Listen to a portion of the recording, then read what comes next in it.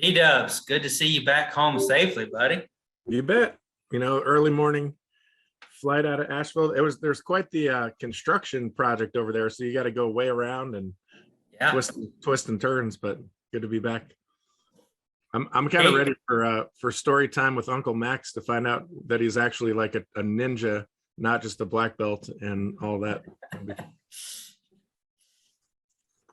Some other long, unbelievable accomplishments that Max Day couldn't possibly fit into a resume. That's right. Talking about giving Joe Dindy guitar lessons. So I told him I may fly out there, and he said, "Hey, I may take you up on that." Nice. That's cool, man. I'm telling you, thankful for all these builders. I'm just thankful for everyone in this organization that's building. That's my gratitude for today. How's that? Yeah, I like that. Unbelievable. That, like, the intention, the effort, the hard thinking time that it takes to really get your systems up and going. Just grateful for every single person on this team. We're really thankful that you're here. Absolutely. Well said, man. Well said. Sure. Well, we're going to do a little hot seat Q&A today, aren't we, Spivvy? We're ready for it, buddy. Do it, man. Yeah. Let's dig in. We got these builders calls. We got to jump into the action. We got to get after it. So we're very fortunate today. Casey is here joining us, guys, and he's going to do a little Q&A for us. Brian and Max, jump in where you see fit as well. But we're going to do a quick little rapid fire Q&A. A lot of things that have been flooding my inbox, questions from builders around the country. So got Casey on the day to answer through a few of these. And, really, Casey, one of the first ones that keeps popping up that you and I know I've heard in multiple meetings you and Brandon talking about is leads under management. Leads under management is something that's been talked about for months now. It's something that's critical to those that are growing an organization with us. So let's just start off real quick with, what is leads under management? Why is this so important to track? Yeah, it's good stuff. So, I think as we've gotten a lot more of a data-driven company, we've always said this business, what's so beautiful about it is it's very predictable. You put the right amount of recruits into the funnel and the right amount of leads into the funnel, it spits out a number pretty darn close to what you're forecasting if you know the metrics of it. And the more data-driven we've gotten as a company, the more we find ourselves in the meetings really looking at two basic things first. And the first one is leads, because we don't really have a recruiting problem. We recruit pretty well, but occasionally that'll dip down and we'll have to say, hey, let's keep our eye on the ball here. Recruiting is the lifeblood of our organization. And it is for yours as well. And so those two things, I know we're talking a lot this year about process. Brian Williamson's excited to dig in with you guys about some of that, about creating those kind of what are those main 4 or 5 kind of leading indicators in your business that you should be looking at weekly and monthly, especially if you're an agency owner and above.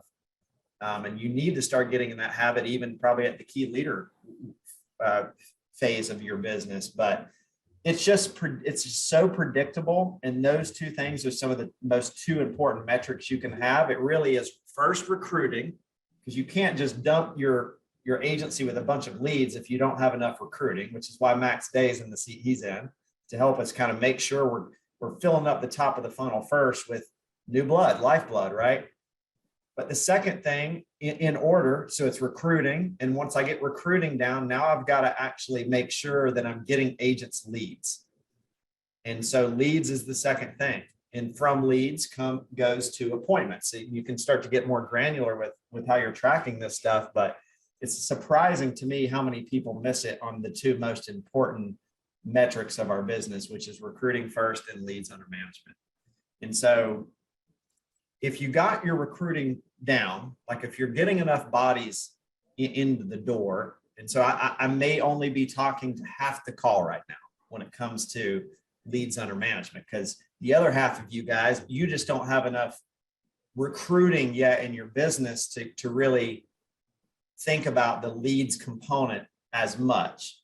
You need to think about it from your personal production standpoint, and I want to talk about that in a second. But So I'm talking to everyone out there that's figured out how to recruit, you know, at least 8, 10, 12 people a month, contracts ready to go, that type of flow. If you haven't figured that out yet, then keep plugging into these builders calls, because you'll pick it up. And keep plugging into your manager and your mentor, because they're going to help you with that. But, you know, our average right now as a company is around $350 of premium per A lead. Or I should say it's more of a blended rate. So, you know, if you want to do $50,000 of production this month as an agency, the way you back that math out is you say 50,000 divided by $350 of premium per lead gets me 142 leads that I need to be managing a month. And those are, I would consider that A leads.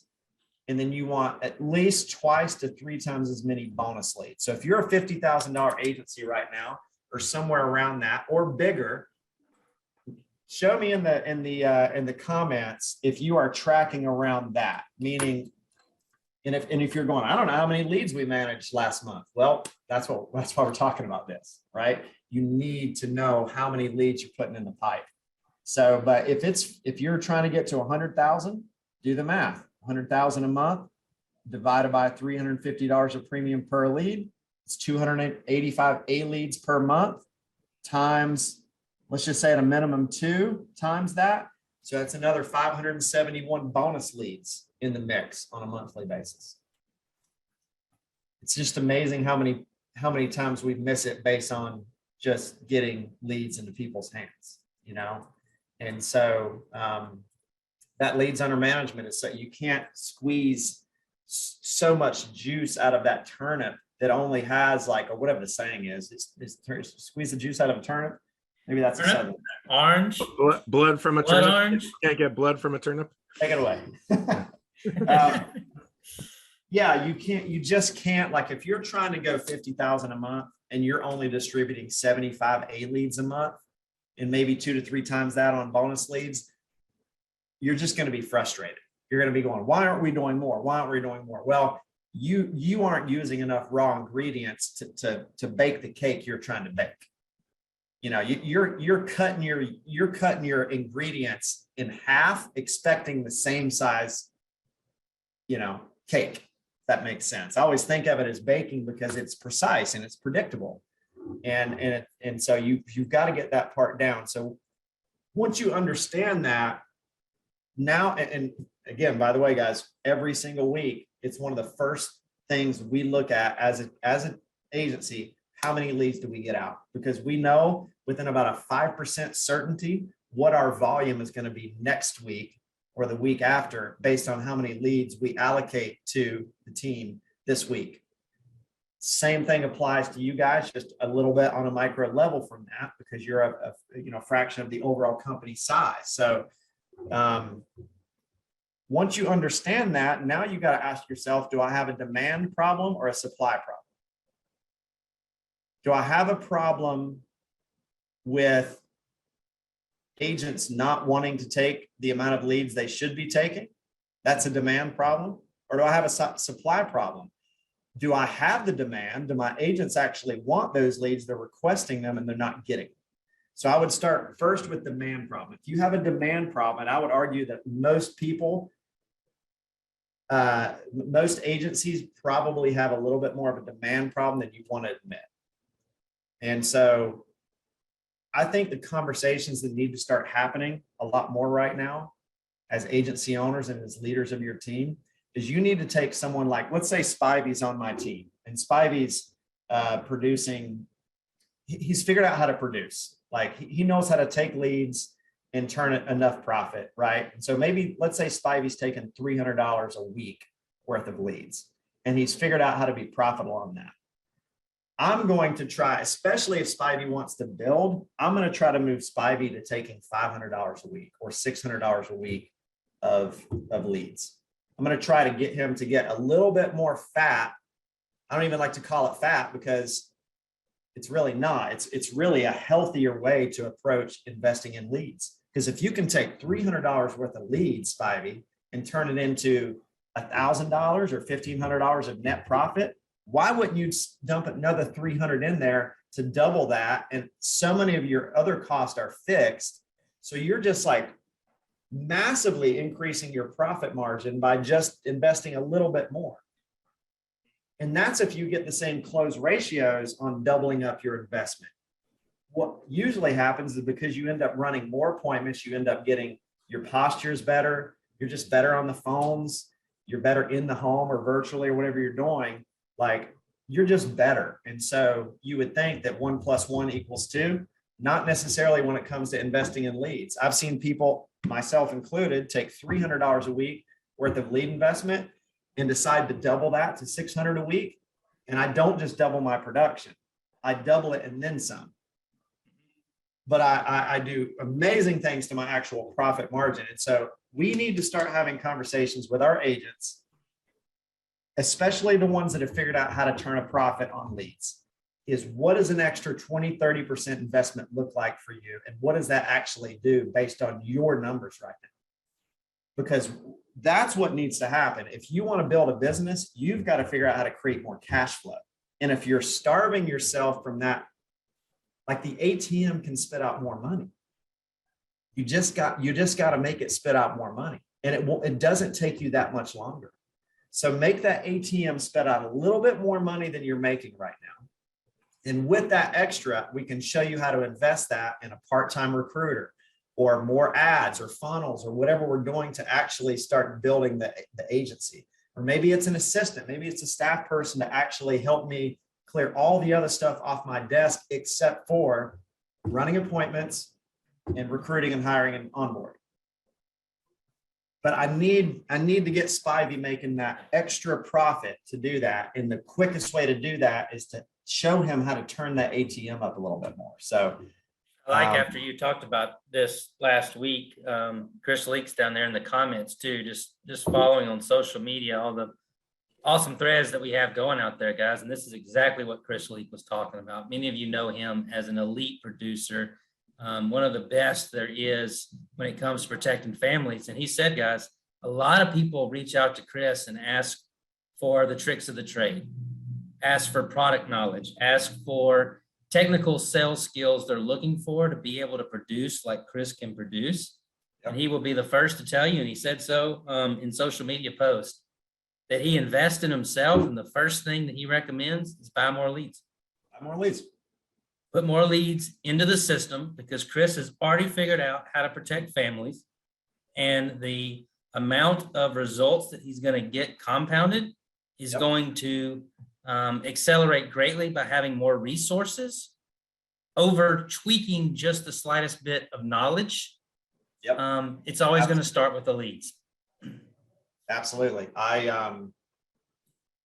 When I really started falling into $5,000 a week of production, $5 to $7 grand, like clockwork, almost like it was easy, it's because all I did was invest a few extra $100 a week in leads. I really was never that great of a closer. Like I didn't just walk into every home and close everyone. It took me 10 sits to get 5 applications. And some of those homes I was selling husband and wife. So it's like, I was getting way more no's than I was getting yeses. It's just that I put myself at bat a lot more. And that's what we need people doing. We need to be thinking about getting more at bats, more pitches, right? So that's the leads under management. So if your demand is off, you've got to do a better job as a leader, teaching people the math of it, selling them, promoting leads, promoting why they should invest a touch more. Now, if you're talking to someone that hadn't figured out how to work 10 A leads and actually become profitable yet, you don't want to mess with that person. Like, they need to figure out how to do it on what they've got right now before they start dumping in an extra 200 to 300. You don't want to run them out of business because they haven't actually figured it out yet. So I'm talking to the people out there that have figured out how to work 10 leads a week and make a decent amount of return on it, 4 times, something like that on your money. You guys are the ones that need to be investing more in leads. And so now you're going, well, I want more leads. I'm trying to get more leads. My people want more leads. You don't have a demand problem. But again, I would tell you to push on that a little bit. I would tell you to go through your roster and look at the people on your team that could inch up a little bit more in that demand category. But let's say you've got the demand figured out. The other problem could be that you're saying, well, the company is not producing me enough leads. How many leads do we have in inventory last week? Over 1,200 in the blue list. A leads? Yeah. Yeah. There's your honey hole. And 2 years ago, 3 years ago, we wouldn't have been able to kind of make that connection because we weren't running virtually. We had borders. We might have had 1,200 leads in inventory, but if they weren't in your agent's backyard, or if they were 10 hours away, have fun convincing that agent to buy those leads and invest in those leads, because they also got an extra $1,000 of travel expense to get there. We don't have that problem anymore, right? We talk about work smarter, not harder. And we look for ways to do that. And we were just talking about this week in our meetings. This is such a great example of work smarter, not harder. And for some people, the transition into the virtual world raises some concerns or challenges. And, like any fear, you just want to run into it and greet it and smash it, right? And really, there's lots of people around here, and we'll continue to roll out great resources for you to make sure that you can understand the basics of how to set up those virtual meetings, how to show up well and be present. So much of it is the same and overlap when you're kneecap to kneecap. But gosh, this is if this opportunity of just not having gas mileage or gas cost mileage on your car, sitting in your home, popping on a virtual meeting 5 minutes down to your office with pajama bottoms on and a proper top, it's just such a great way to work smarter and not harder. Can't miss this one. So if you got a supply, if you think you have a supply problem, I can assure you probably don't. You have a promotion problem. You're not promoting the right things to your people. You're not teaching them the future of this company, the future of our industry is virtual. Yeah. Not saying that we've completely gone away and are done with in the home, but that's just the way things. In fact, we dipped down to about 70%, even maybe in the high 60s as far as virtual appointments non face-to-face. Right now we're trending back up plus 80%. And we have a feeling that's going to keep growing, but there's so many advantages to your people understanding how to do virtual. And I know I'm preaching to the choir because we got 80% of you guys out there running virtual, or at least over the phone. Statewide GMRs. So if you got the virtual thing down, you need to get the statewide GMRs thing, right? You need to figure out, I don't have to work in my backyard. I just got to get my non-resident license in whatever state where these little honey holes are. And I got to put my agents on that. So, we're going to keep investing like we are. Last month, we net lost $1 million. So I see a comment here. Can we make leads cheaper for new people who have a hard time affording them, like the first 90 days, half off or something, so people can see the importance of A leads? I love that question because you're trying to understand how do I get these new people into the A leads quicker and more A leads in the hand. So the problem is we can't do that because leads cost an incredible amount to generate. They're costing us 60, 70, 80 bucks or more across the board, and we're selling them for $30, $40. So we have some cost sharing here. There's just some limitations around that. But you shouldn't have that problem if you're recruiting enough. I get that there's a certain, like if you recruit 20 people, there's probably going to be 5, 6, 7 of those that maybe they don't have $400 or $500 a week to spend in leads. I get that. If you're promoting things right, sometimes I think we think that once we're out of selling personal production that we're not salespeople anymore. I would argue that we have plenty of stuff to sell. We just kind of don't look at it that way. And so your job is to influence your people. Your job is to sell your people on why they need to buy more leads and why the math works. And so if I'm with Spivey and he's a brand new agent, I do my job well enough, helping him understand there's actually value in these things.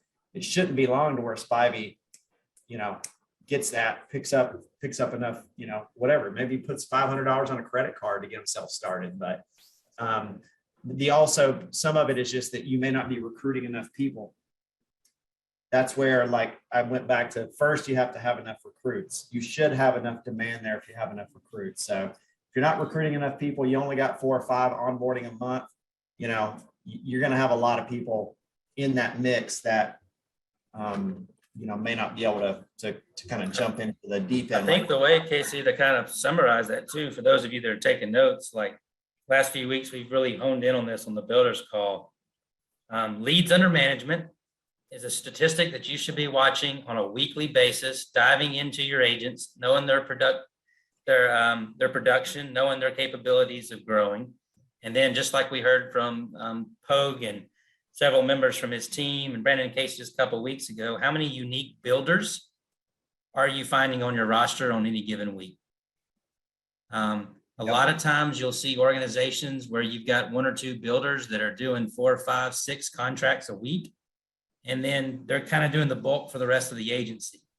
What Pogue really talked about is everybody rowing in the same direction and having everybody in the agency participating 1, 2, 3, 4, whatever the count is, applications back a week.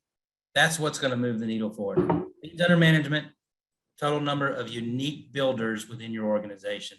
And I will say, Casey, too, like I get this question a lot. I get, a lot of requests for extra leads, and guys, we get it. We've got some people out there that are absolutely phenomenal when they go into a home and they sit down kneecap with a family. There's no taking that away. There's a gift in that. There's a skill that has been learned by some, but most of us just have a gift to be able to sit down with others and relate and connect and protect them with a policy that's going to make sense. What we're saying, though, is you should never find yourself without resources or needing to stop your production based on a low amount of leads for the week.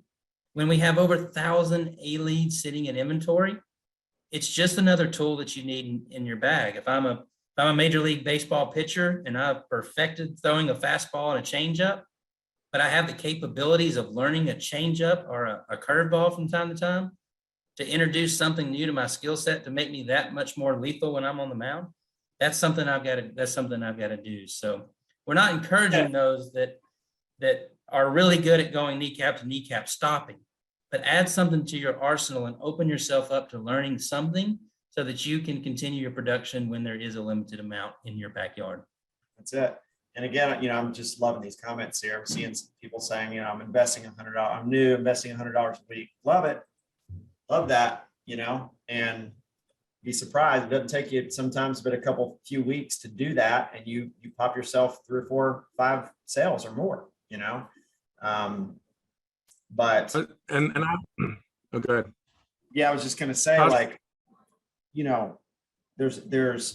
if I'm talking to someone new and they have access to a credit or to, mom's credit card or whatever, like, why would I, like, if I were if I were Chick-fil-A, like I would be, and I were selling franchises, I would be talking about why you should invest in a franchise, because there's so much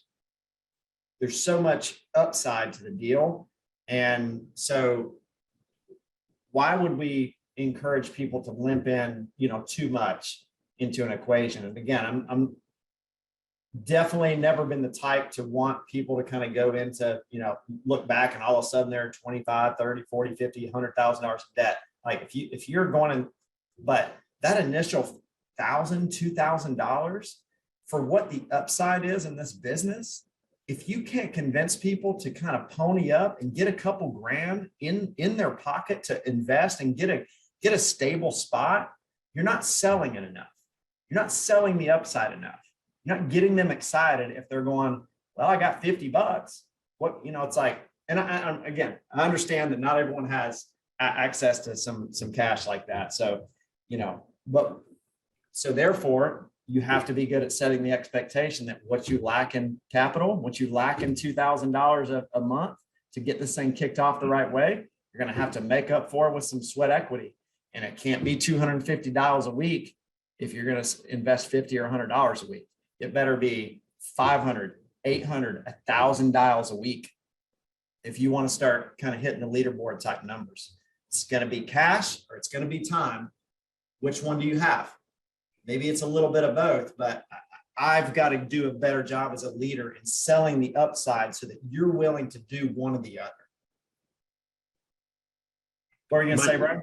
Well, mic drop on that. I mean, I just think the cost of doing business, right? COB, it's a basic business word that we all should understand, especially if you're new and learning business for the first time. Your cost of doing business, your overhead cost, if you will, as well, you can think of it that way. Very, very minimal in this industry, very minimal for you to actually do what you just said, Casey, which is, even think about, I'm going to go raise capital to start my business. I'm going to raise $1,000 or, the credit opportunity, which again, we're very cautious and want to be wise about good business debt, but it may be good business debt to really figure out how can I get a $2,000 investment, because just like that Chick-fil-A operator, I think predictably, they know the exact number that the manager, yields in that first year. And I think it's really, really good, right? Everyone can relate to it. Right. I mean, how many people invest 50,000, 100,000 or more to go to college for the upside of whatever that's going to bring them? It's like, there's so much upside here that I think we're too afraid to ask for, like, get yourself in a position where what would it take for you to come here with $2,000? And if you sell this thing the right way, they're gonna figure out a way to come to the table with a couple $1,000s. And if you can't find enough people like that, you're not talking to enough people, and you're going to be pushing rope. You're going to be frustrated and so that's why I started with recruiting. So it's recruiting. If you got recruiting down, it's leads under management. If you got that down, it's engagement. That's what Spivey was talking about a second ago, which is, how do I know if my people are engaged? Well, how many people are also recruiting with me? Because if I'm hiring 10 people and no one actually wants to build, I'm not engaging them in what we actually do, what makes us so special. They're not getting that. So they're either not plugging into the calls, they're not on the conferences, they're not registered for the virtual summit. They're just not plugging in. And so I'm just recruiting a bunch of salespeople. And the problem with salespeople is they quit. Good salespeople quit even, I want to get that person in a position as quickly as I can where they've got a taste of $500 a month passive before they get out of bed. Good salespeople will quit on you all day long. People do not like to walk away from passive overrides. Get them override quickly. And in order to do that, you got to show it to them. You got to make sure they're plugging in so they get it and they see it. Are they getting the joke is what we always used to say. Did my people get the joke? That's good, Casey. And you mentioned how many people am I recruiting to virtual summit? I know we're about out of time here on the builders call, but I know you've been fired up about it, been in the studio. There's been a lot of excitement in this office about virtual summit. So if I'm a builder, who am I inviting to virtual summit and why?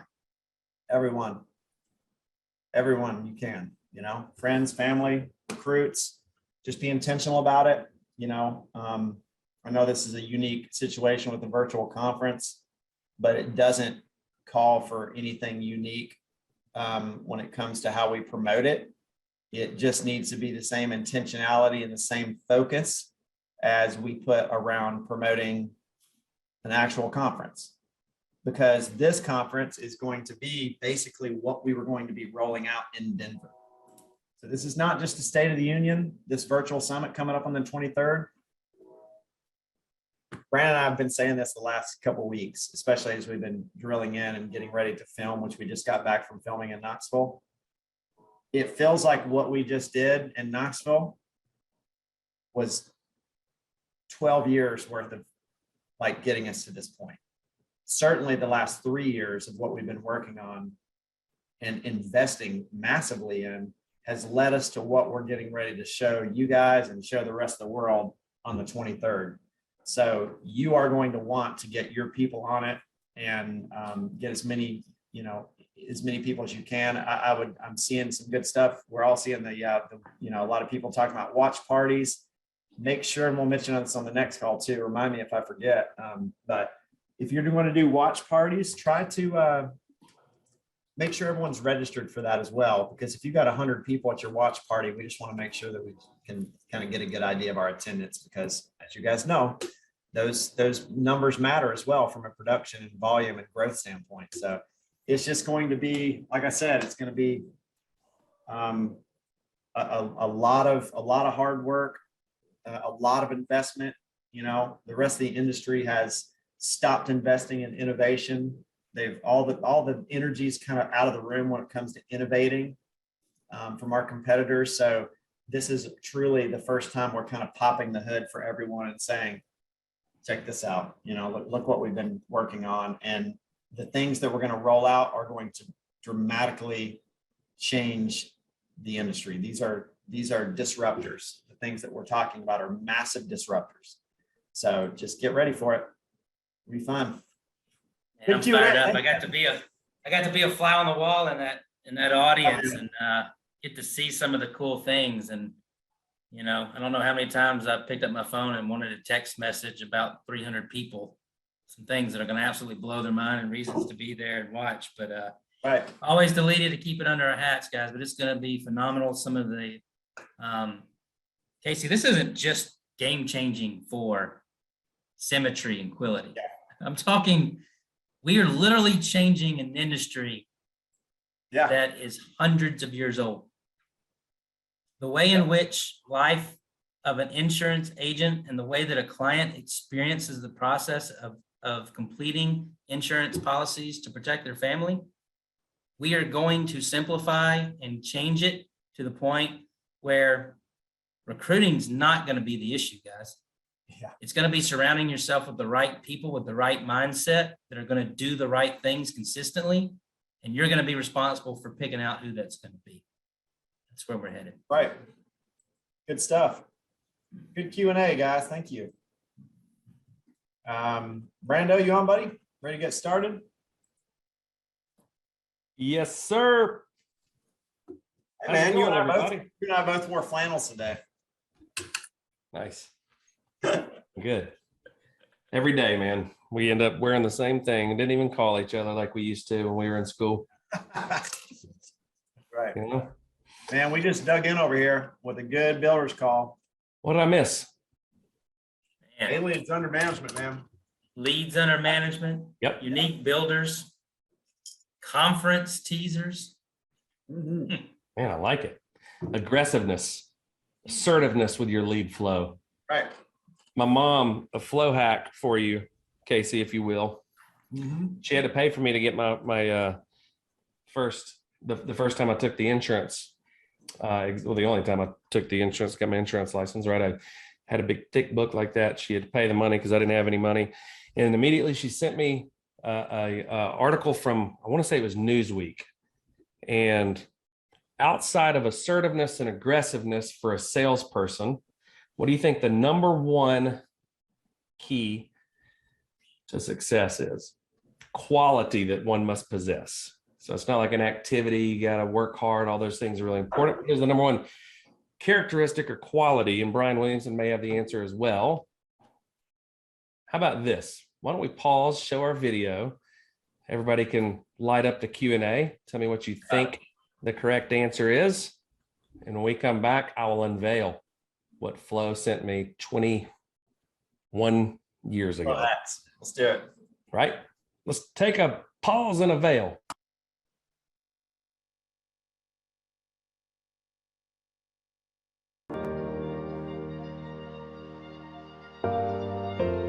The insurance industry exists because there's a lot of uncertainty in the world.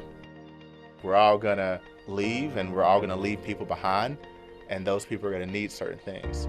We as agents get to be the group of people who stand in the gap. Where Symmetry shines is that we have found ways to engage with people who otherwise would not have this conversation. You have to first and foremost care about people. This can't be just a paycheck to you. When we're going out into people's homes, we're not there to sell them the biggest policy. We want them to have a policy that when the time comes when they need it, that we're going to go back and give them a check. When I watch agents actually deliver their first check to a spouse who just lost their husband, there's nothing like the look of relief and gratitude on their face, and you actually get to see what you did radically transform someone else's future. I realized that myself, I could go out and protect 10, 20 families a month. But if I build a small team, I could maybe protect hundreds every month. Now, 7, 8 years later, I'm protecting 3,000 families a month. The things that we're now able to do, the various product concepts, the different ways we can help clients. There's such a burden that we're able to relieve off of our friends, off of families that we don't know through those programs. And we should all be incredibly proud to offer what we do to the world.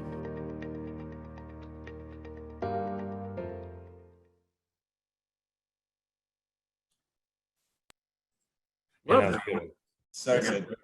That was a good one. We have 54 responses down below.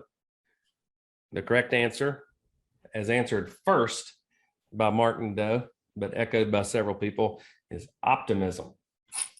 Optimism is the number one quality, at least it was 20 years ago, that it takes to be a successful salesperson.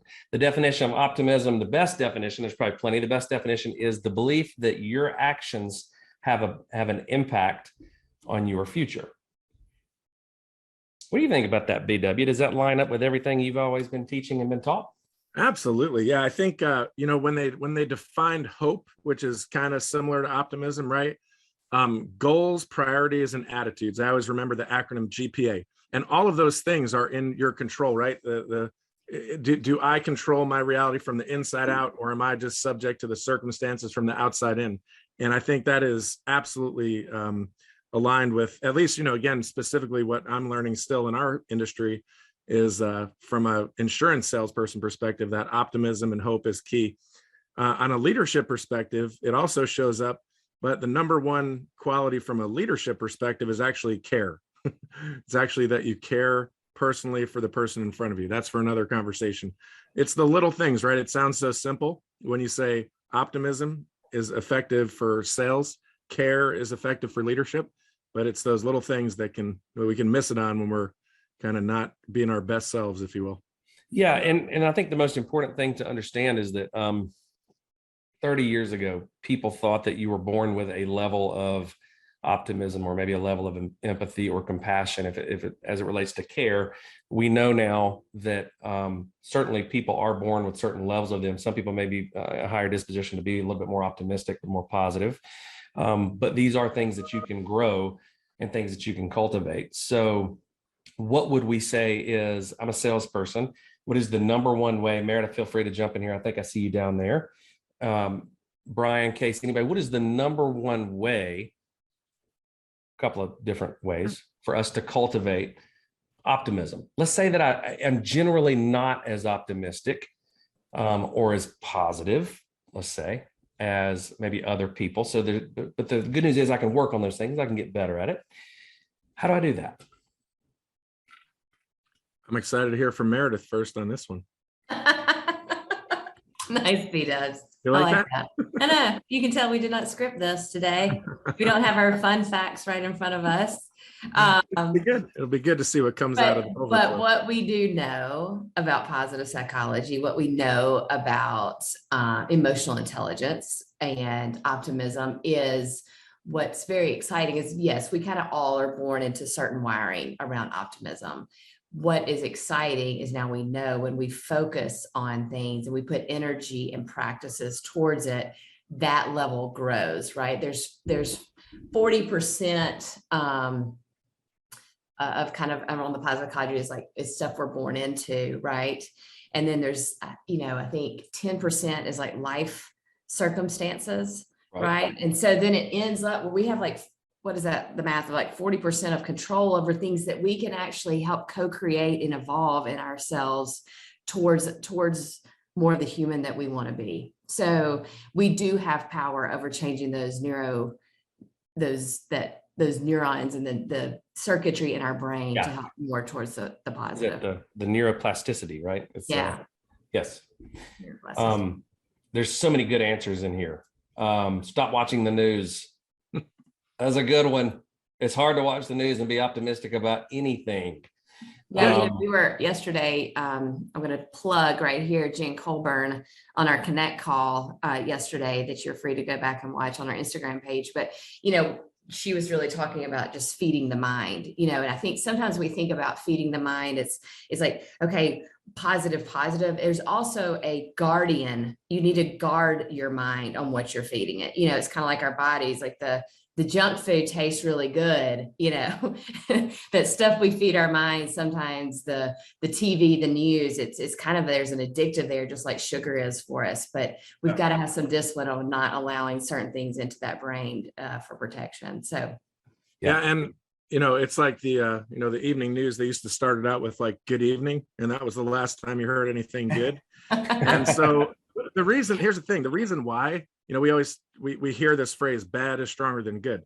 Well, in some of my positive leadership research, that one of the reasons for that is because when they went back and they looked at all the psychological research that was done, and I can't remember the exact number, I could pull it out of my dissertation, but it's like an exponentially higher number of articles and research was done on correcting deviant things, right, to get them to be normal, versus looking at how do we go from healthy to high performing, right? So one of the reasons why we think bad is stronger than good is because that's where our focus is on the negative. So certainly to be optimistic, and look, we can all get to those places where something's under our craw and we're kind of like jaded, bitter, and we're going to get our revenge or whatever the case may be.